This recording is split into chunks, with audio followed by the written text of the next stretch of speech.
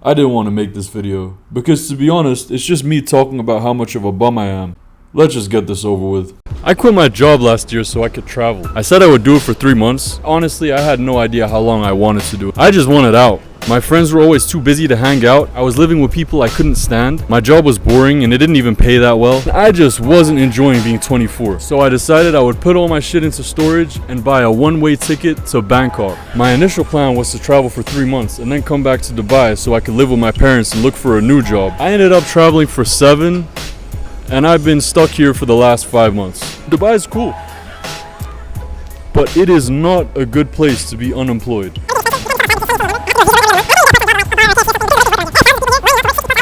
I did this to myself.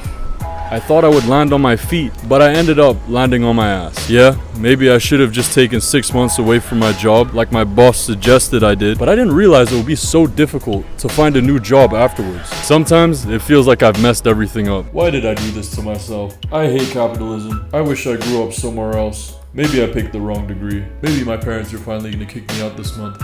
Maybe I should start a crypto scam. But when I look back at old pictures of when I had a job and I had a source of income, I was just as miserable. Yeah, I was getting paid, but that's not a good reason to force yourself to live in misery. Being unemployed, being employed, you feel the exact same way. And if I didn't do it, I would still be sitting around in my 900 pound a month bedroom in London, wondering whether or not I should do it. If I didn't do it, I was always gonna regret not doing it. I met tons of interesting people. I got a tattoo. I got to witness some of the most incredible sights you could ever see. I got to eat a ton of great food. I saw a monkey. I got another tattoo. I almost died a few times. I got my nuts grabbed, and then I got another tattoo. I developed a nicotine addiction. Even if it was only for 7 months, those were the best 7 months of my life. The first few months when I came back, I had such a positive outlook on life.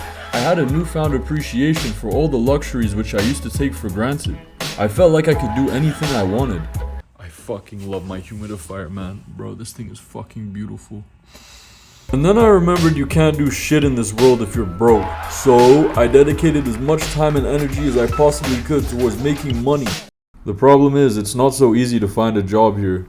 I can't work at a bar or a restaurant or a supermarket or something because those jobs need visas, and they're not gonna spend 5,000 dirhams on a work visa for a guy who's gonna quit the first chance he gets. The job market here is super competitive. Too many Habibis have come to Dubai. I took a computer science degree because I thought I'd never struggle to find a job. And now I see memes on TikTok about computer science grads flipping burgers. And I can't even flip burgers. I spend hours every day looking for jobs. I've sent hundreds of LinkedIn messages and job applications that I'll never hear back from. I've rewritten my CV a bunch of times, applied for jobs in a completely different career. I went around a tech show and asked people for jobs. I tried making apps. I started forex trading. I tried drop shipping, and I started a fucking YouTube channel. And that's just the shit I did that I'm not ashamed of. Wait. That's all you've been doing? What do you think I should do? You know what the best way to find a job is? So what you want to do is, you want to stalk the recruiter. On LinkedIn, right? Yeah, of course on LinkedIn. Detail all of their movements and their sleeping patterns. What?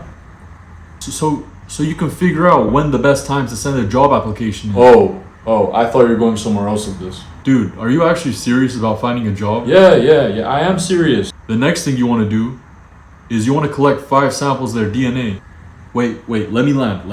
And then you want to write a cover letter. Okay. And tailor your CV. Yeah. So that it reminds the recruiter of their dead grandmother. And doing all of this is what got you a job.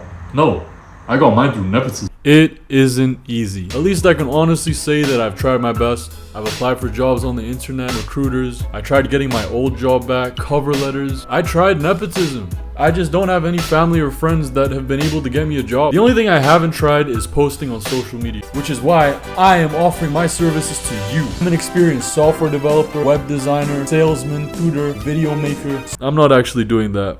I don't think the people that watch my videos have jobs. At least I can say I've been trying. Maybe I've been trying too hard because I literally don't let myself leave the house anymore. And I'll admit it, sometimes I take my foot off the gas. I can't apply for 100 jobs a day. I'm not gonna show up to every company's headquarters with a stack of my CV and hand them out at the door. You can literally get arrested for that here. It's weird. When I had a job, I was always too tired to do stuff after work. I was always wishing I had more free time. And now I have all the time in the world. But everything feels like a waste of time because I'm unemployed And Broke people should never laugh. Maybe I should have just slaved away as much of my free time as I possibly could. And then maybe I could have gotten lucky enough to retire early. I was lucky to even have a job in the first place. It is an honor to serve a faceless corporation that you know is making the world a worse place. One that can drop you at any moment if business needs dictated. What a privilege. It only cost me my life savings, my credit score, and my future career prospects. But from all of this, I learned a valuable lesson.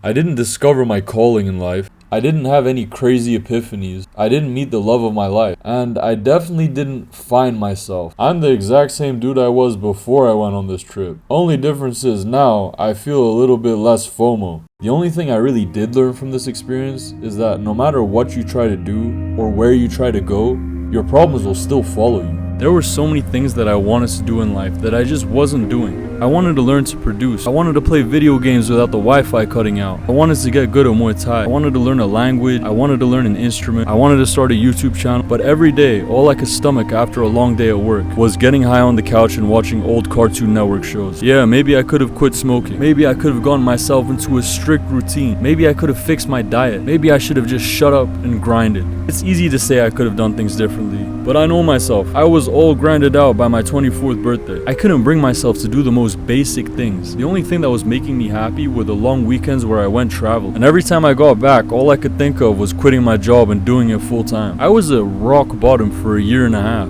I used to always think about all the things I could buy once I got my first paycheck. I got all these nice things for myself. I got myself a PS5. I spent £1,000 on a gaming PC, probably used the thing less than 24 hours total. I got myself a new wardrobe. I got myself all these things that I thought would bring me happiness once I got a job. And then once I actually got it, it just didn't make me happy. It was so underwhelming. I was feeling the exact same way I felt before I got my job. And let's go marching 5 by 5, hurrah, hurrah. But no matter what I did, starting new hobbies, playing video games, watching TV, listening to music, none of it was making me feel happy because I had the constant threat of my job looming over my head. And my job wasn't even that stressful. The only thing that made me feel true happiness was when I traveled. I got to go to a new place where I was completely removed from everything, where I got to meet people that were completely non-judgmental. I had complete freedom to do whatever I wanted, whenever I felt like it. That's the only time I felt happy. And then I realized having too much of that even is bad for you. I had no routine. Sometimes I got lonely.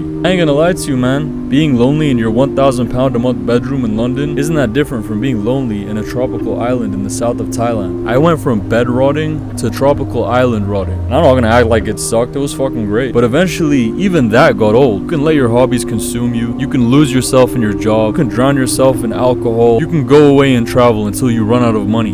You can't run away from yourself. Wherever you go, there you are. Well guys, after 8 minutes or 9 minutes, I don't know how long this video is going to be, talking about how unemployed I am, in an unexpected turn of events, I actually got a job. I'm finally fortunate enough again to sell my soul to a faceless, soulless, and moralless company. What a blessing. Part 2 coming soon.